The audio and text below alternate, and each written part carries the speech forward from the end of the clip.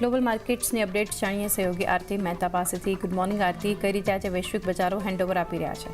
Good morning ચાંદની. અને global સંકેતોની વાત કરી લઈએ તો આજે ભારતીય બજાર માટે એક મિશ્ર સંકેતો બનતા દેખાયા છે. યુએસમાં ગઈકાલે આપણે જોયું હતું એક મિશ્ર સંકેતો સાથે કામકાજ જે છે તે આપણને ઇન્ડાઇસીસમાં થતું દેખાયું હતું ને દિવસના નીચલા સ્તરેથી બજારમાં એક રિકવરી પણ ખાસ કરીને આપણને આવતી જોવા મળતી દેખાઈ હતી. નાસ્ડેક અને ની વાત કરી લઈએ તો ત્યાં થોડું ઘણું નેગેટિવ કામકાજ હતું, પણ ડાઉ અને S&P 500માં ગ્રીન ઝોન સાથે કામકાજ જોવા મળતું હતું ને નાસ્ડેકમાં જુઓ મામૂલી તેજી સાથે એક કામકાજ જે છે તે આપણને બનતું દેખાયું હતું. આજે ખાસ કરીને યુએસના જે પીપીઆઈ અને જોબલેસ ક્લેમના ડેટા આવવાના છે તેના પર ખાસ ફોકસ રહેશે, કારણ કે જે ઇન્ફ્લેશનના ડેટા આપણે જોયા છે ત્યારબાદ આ ડેટા ઇમ્પોર્ટન્ટ બને છે, તો આ બંને ડેટા પર ખાસ એક નજર રાખવાની રહેશે.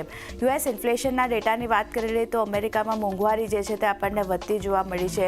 જાન્યુઆરીની વાત કરી લઈએ તો અહીંયા રિટેલ મોંઘવારી અનુમાન કરતાં આપણને વધારે રહેતી દેખાઈ રહી છે. ખાસ કરીને અનુમાન હતું માર્કેટનું 0.3% આસપાસ મોંઘવારી દર રહે, એની સામે મોંઘવારી જે છે તે આપણને 0.5% પર રહેતી દેખાઈ રહી છે મંથ ઓન મંથ બેઝિસ પર. અને એપ્રિલ 2023 બાદ સૌથી વધારે આ મોંઘવારી દર જે છે તે આપણને વધતો જોવા મળ્યો છે.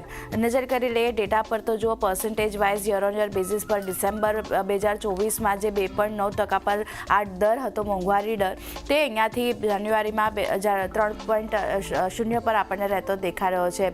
બાકીના ડેટાની વાત કરી લઈએ મંથ ઓન મંથ બેઝિસ પર જુઓ ડેટા તો ડિસેમ્બરમાં 0.4% પર મોંઘવારી દર હતો, જે જાન્યુઆરીમાં 0.5% પર આપણને વધતો જોવા મળ્યો છે. તો એક અનુમાન કરતાં નંબર્સ જે રીતે વધુ આવતા દેખાયા છે એને કારણે ચિંતા થોડી ઘણી વધતી દેખાઈ રહી છે. કોર મોંઘવારીની વાત કરી લઈએ તો અહીંયા યર ઓન યર બેઝિસ પર જો વધારો જોવા મળતો દેખાયો છે.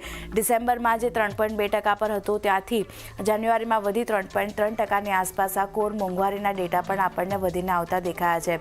તો અનુમાન કરતા નંબર્સ ખાસ કરીને ઇન્ફ્લેશનના વધ્યા છે.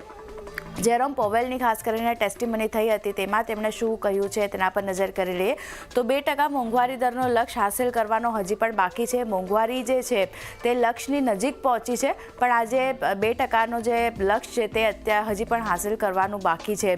જોખમ અને અનિશ્ચિતતા જે રીતે બનતી દેખાઈ રહી છે એની સામે ખાસ કરીને અત્યારે જે નીતિ તેઓ અપનાવી રહ્યા છે તે સાચી નીતિ લાગી રહી છે તેમને. અને લેબર માર્કેટની જો વાત કરી લઈએ તો ત્યાં જો નરમાશ આવશે તો પછી વલણ જે છે તે અહીંયાથી થોડું નબળું પડતું જોવા મળી શકે છે. મોંઘવારી દરમાં ઘટાડા પર પણ વલણમાં નરમાશ જે છે તે આપણને આવનાર દિવસોમાં જોવા મળી શકે છે તેવું તેમણે કહ્યું છે. અને ખાસ કરીને અર્થવ્યવસ્થાને જોઈ નિર્ણય લેવામાં આવશે વ્યાજદર કાપને લઈને. વ્યાજદરોમાં કાપની ઉતાવળ નથી, પણ જે રીતે તેઓ ઇન્ફ્લેશનનું લક્ષ્ય રાખી રહ્યા છે લક્ષ્યની નજીક છે, પણ હજી તે લક્ષ્ય હાંસલ કરવામાં થોડો સમય લાગી રહ્યો છે. એને કારણે એક ફોકસ જે છે તે ઓવરઓલ આપણને બનતું દેખાઈ રહ્યું છે. રશિયા યુક્રેન યુદ્ધ અપડેટ પર નજર કરી લઈએ તો ખાસ કરીને ટ્રમ્પે રશિયાના રાષ્ટ્રપતિ સાથે એક ફોન પર વાતચીત કરી હતી. સાથે જ તેમણે યુક્રેનના રાષ્ટ્રપતિ સાથે પણ વાતચીત કરી હતી અને બંને નેતાઓએ ખાસ કરીને યુદ્ધ પૂરું કરવા માટે સંમતિ જે છે તે ત્યાંથી વ્યક્ત કરી છે. રશિયા અને યુક્રેનના રાષ્ટ્રપતિએ પુતિન સાથે મળીને કામ કરીશું તેવું ટ્રમ્પ તરફથી નિવેદન પણ આવ્યું છે. તો આ એક અપડેટ ખાસ કરીને રશિયા યુક્રેન યુદ્ધ તરફથી આપણને મળતી દેખાઈ રહી છે. ક્યાંય ને ક્યાંય ખાસ કરીને આ યુદ્ધ જે છે તે આપણને પૂરું થતું જોવા મળી શકે છે. પીએમ મોદી જે યુએસના પ્રવાસે છે તો તેના પર પણ અપડેટ લઈ લઈએ. ફ્રાન્સની મુલાકાત પૂર્ણ કર્યા પછી વડાપ્રધાન અમેરિકા પહોંચ્યા છે હવે ખાસ કરીને, અને પીએમ મોદી અમેરિકાના રાષ્ટ્રપતિ સાથે મુલાકાત કરશે અને ઘણી બધી મુદ્દાઓ છે ઘણા બધા જેના પર તેઓ ચર્ચા કરશે. વ્યક્તિગત અને પ્રતિનિધિ મંડળ સ્તરે દ્વિપક્ષીય બેઠકો જે છે તે પણ અહીંયાથી થવાની છે. તો આ બધા પર ખાસ એક નજર રાખવાની રહેશે. પણ ઓવરઓલ જે ગ્લોબલ સંકેતો મળી રહ્યા છે તે અત્યારે થોડા ઘણા યુએસના માર્કેટ તરફથી મિશ્ર બનતા દેખાઈ રહ્યા છે. એશિયન માર્કેટની વાત કરી લઈએ તો ત્યાંથી એક પોઝિટિવ સંકેતો હતા. જો નિક્કેઈ 1%થી વધુની પોઝિટિવિટી, કોસ્પીમાં 1%ની આસપાસની તેજી અને Taiwan index flat to positive અહીંયા જોવા મળતું દેખાયું છે. પણ જો સ્ટ્રેટ ટાઈમ્સમાં નેગેટિવ કામકાજ છે, જ્યારે હેંગસેંગ અને શેંઘાઈમાં એક તેજી સાથેનો કારોબાર જોવા મળ્યો છે. તો એશિયન માર્કેટ તરફથી પણ થોડા ઘણા મિશ્ર સંકેતો છે.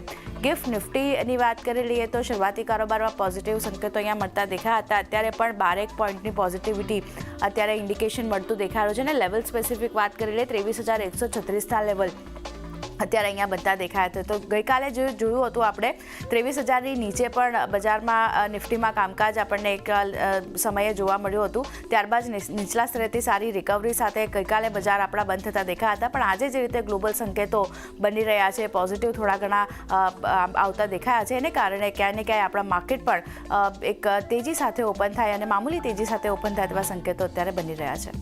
જી આરતી, આભાર આપનો આ સમગ્ર